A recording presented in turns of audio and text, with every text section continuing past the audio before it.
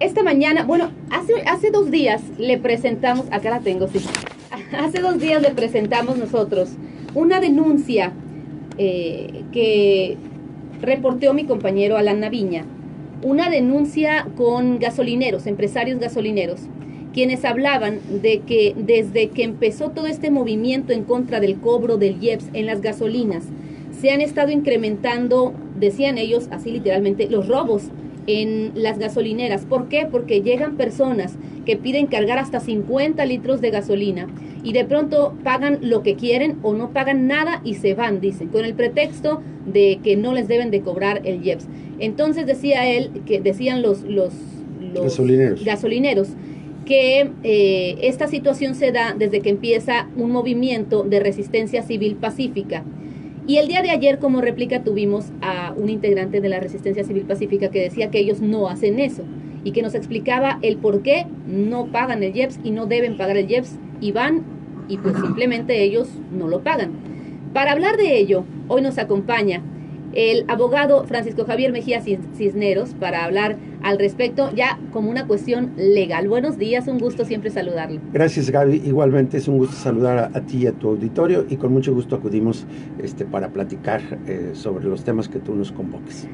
Por un lado está la denuncia de los gasolineros, por el otro está la resistencia pacífica, pero ¿qué dice la ley? Bueno, mira, el problema fiscal es muy complejo. Sí. Todo se deriva de un artículo que establece la Constitución, el artículo 31, fracción cuarta, que establece que todos los mexicanos estamos obligados a contribuir al gasto público de los 3 niveles de gobierno en forma proporcional y equitativa, de acuerdo a lo que establezcan las leyes. Sí. Si tú le buscas, de hecho ese es un tema que en alguna de las clases con mis alumnos tratamos, el tema de las competencias tributarias.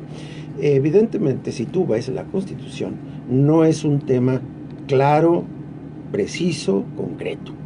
Es un tema que ¿ambiguo? Realmente los autores señalan que es ambiguo, que es falta de reglamentación.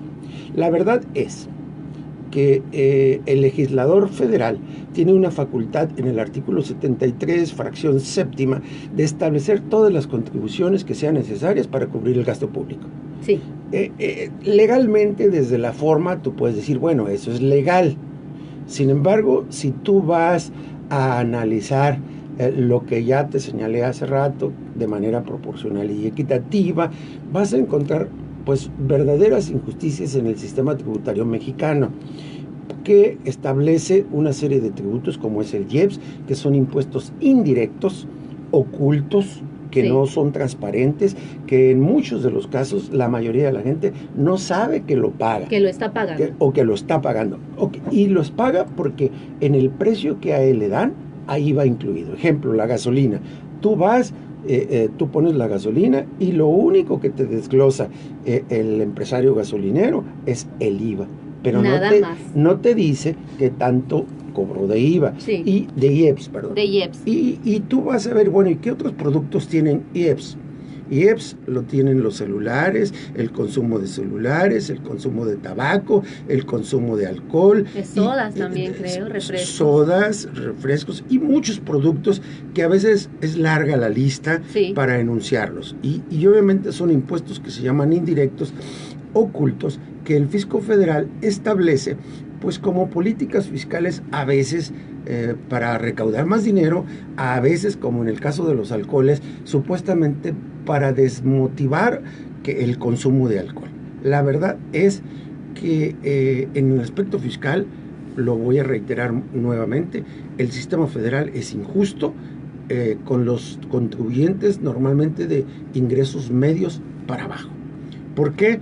Porque evidentemente que si una gente gana el salario de, el que tú me quieras decir que es el término medio, ¿cuánto? 2,000, 3,000, no sé si un poco más a la semana, yo creo que ya son menos casos, pero la gente, mucha gente, la mayoría de la gente de la clase media trabajadora, sí, gana por semana 1,000, 2,000, y yo creo que ganar 3,000 pesos o más es mucho, pues ya no es fácil que lo encuentres. Ellos tienen que ocupar puestos de nivel medio para arriba también, sí, y evidentemente que ellos aparte pagan impuestos sobre la renta, pagan prediales, pagan derechos y pagan una serie de impuestos que si tú los sumas vas a darte cuenta que la cantidad que les queda de líquido a cualquier persona es una cantidad que realmente no le permite tener una vida digna y decorosa. Ahora, el cobro del IEPS ni cuenta nos damos que nos lo ponen, pues. No, porque ese se cobra por medio del prestador, el empresario que da el servicio o vende los bienes, de tal manera que él es un recaudador que trae la cachucha del fisco, el fisco se lo exige a él y él no lo pone a nosotros. Pues sí, lo establecen en base a fórmulas muy complejas que no son incluso sencillas desmenuzar o desglosar cuánto es el IEPS en cada concepto. Sí. Entonces, ahora, lo que hace esta resistencia civil pacífica, ¿es legal o es ilegal? Mira, aquí nos vamos a enfrentar con varias cosas y son puntos de vista que van desde la formalidad estricta, es ilegal. Sin embargo, todos los ciudadanos tienen un derecho de no acatar las disposiciones que sean legales e injustas. Okay. Yo recuerdo una fórmula que en el Principito está, que le decía al rey: dame órdenes razonables para que yo te pueda obedecer. Okay. Entonces los legisladores se les olvida su deber. Su deber es proteger al ciudadano, establecer tributos y contribuciones justas y equitativas, y la verdad que nos están fallando y nos quedan a deber en ese concepto. Yo te mencioné que la gente sí tiene un derecho a la resistencia. Sí. Es más, el máximo derecho que existiera en cualquier sociedad es que si las leyes son absolutamente injustas, absurdas, uno puede, dijéramos, hacer movimientos de resistencia y no cumplirlas. La fuerza del derecho realmente está en la voluntad de los destinatarios, o sea, nosotros los ciudadanos. Si los ciudadanos encontramos con que hay normas que son vigentes, pero no son positivas, es porque el ciudadano al que van destinados no las cumple. No las puede cumplir a veces porque son disposiciones que no se pueden cumplir, desde cuestiones naturales o cuestiones económicas, sociales o hasta políticas. En este caso, yo ayer le preguntaba al integrante de la Resistencia Civil Pacífica, le decía, tienen ustedes, al principio tenían un amparo, pero eso era por otra cosa, dice, era por el no al gasolinazo. Entonces, al principio mostraban un amparo, ya después no muestran nada, lo único que traen es una hoja en donde dice el SAT que el que pague el IEPS se supone es el que la produce, la gasolina, el productor de la gasolina. Y ahora le decía yo, ¿y tienen algún recurso legal que hayan puesto? Sí, pero no ha procedido el amparo, decía yo, no han procedido los amparos. Entonces yo le preguntaba, bueno, ¿y no es ir contra la ley? Bueno, decir, yo estoy contra la ley, pero voy también contra las reglas, o sea, no es ahí como algo extraño, el nada más luchar por lo tuyo y no luchar legalmente porque eso se termine. Pues puede ser, me decía él, puede ser. Lo que pasa es que los aspectos de la legalidad también, para la defensa de tus derechos, también son muy complejos. Okay. Y obviamente, por ejemplo, para reclamar la inconstitucionalidad de una ley, tenemos el amparo que se llama indirecto, pero lo tenemos en dos momentos. Cuando sale la ley por primera vez, tenemos 30 días para promover el amparo indirecto. Y si no lo hicimos en ese momento, tenemos lo que se llama el primer acto de ejecución. Y obviamente, la mayoría de las veces, pues, a mucha gente se le van a pasar esos dos momentos para que pueda interponer correctamente el juicio de amparo. Y también hay otra verdad que vamos a descubrir. Lamentablemente, el Poder Judicial Federal, en su máxima autoridad, que es la Corte, ha sido un tanto consecuente, voy a usar la palabra débil, consecuente con el poder legislativo y el ejecutivo, y ha legalizado cosas como estas que realmente no deberían de ser, y debería de haber, haz de cuenta, si el 31 me dice que yo debo de contribuir al gasto público, pero ¿con qué porcentaje? Okay. ¿Con qué porcentaje? Y ahora tenemos el problema. Hay 3 niveles de sujetos activos: el ayuntamiento, el Estado como entidad federativa y la federación. Tú, como cualquier ciudadano, tienes un 100% de ingresos. De ese 100% de ingresos, ¿qué le toca a la federación? La federación te cobra ISR y en este caso IEPS. Y te cobra además otro tipo de derechos cuando usas el aeropuerto, cuando usas las carreteras. Cuando usas todo. Y ya no más falta que cuando, bueno, sí no lo cobran, pero iba a decir el agua, pero el agua sí no la cobran, pero no la cobra otro organismo por el Estado. Entonces tú ves que cada día existe una multitud o multiplicidad de impuestos que llamamos tributos, contribuciones, derechos, aportaciones de seguridad social. Y ahí se nos va. Tú sácale todo el costo de impuestos y te vas a dar cuenta que es muy caro el impuesto que pagamos los mexicanos. Entonces, ese es un problema que evidentemente, ¿cómo se va a resolver?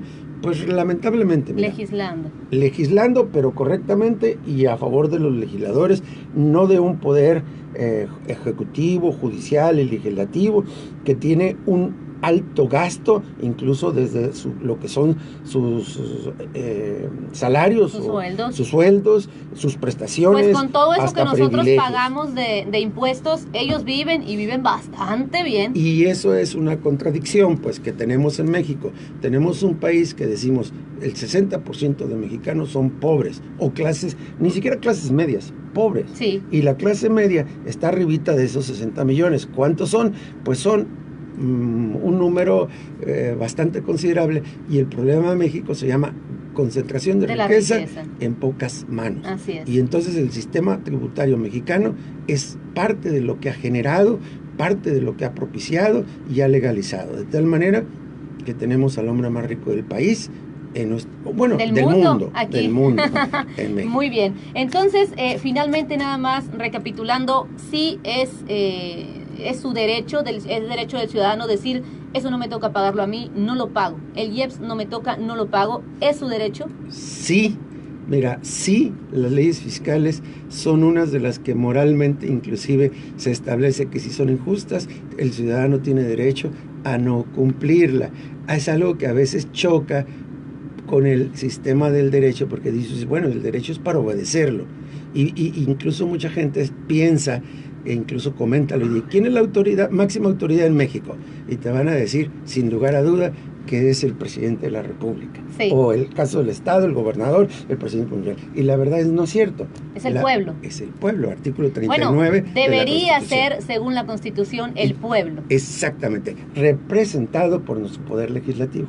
Él es nuestro mandatario, que él es el que nos debería y los regidores, nos deberían de proteger a que el sistema funcionara de tal manera que no se nos impidiera tener una vida digna, decorosa, y el salario que se considera mínimo debe de ser suficiente para que cualquier persona tuviera acceso a la recreación, a la salud, al deporte, a la vivienda, a la alimentación. Y date cuenta, hagamos un repaso muy rápido, de decir, ¿a qué le alcanza a la gente con los salarios que tiene? ¿Cuánto paga de impuestos? Y ahí están las injusticias. Para muy poco, son más los impuestos que paga la gente. Muchísimas gracias, muchas gracias al abogado Francisco Javier Mejía Cisneros. Gracias por esta información, muy valiosa para el ciudadano. Pues, y a defendernos, ¿no? No queda otra. Si realmente queremos que cambien las cosas, los ciudadanos tenemos que ser más participativos y tenemos que ser más claros en lo que no estamos de acuerdo y decirlo de una manera respetuosa, sin romper ahora sí que la estabilidad y el orden social abruptamente. Muy importante eso, no romper el orden social, hacerlo pacíficamente, realmente pacíficamente. Así es. Porque una cosa es nada más llevar de nombre el Resistencia Pacífica y otra cosa es el serlo. Así Entonces es. Hay que ser realmente pacíficos. La violencia no la debemos de utilizar bajo ningún concepto, porque la violencia genera más violencia. Así es. Y obviamente da oportunidad a que los que ejercen el poder ejerzan la represión por medio de la fuerza pública, y entonces podríamos llegar a situaciones críticas como en otros países que ojalá y nunca lleguemos a ojalá que país. no. Muchas gracias, abogado. Que tenga bonito día. Gracias, Gaby. Las 7:23, vámonos a corte. Volvemos con más información. ¡Listo!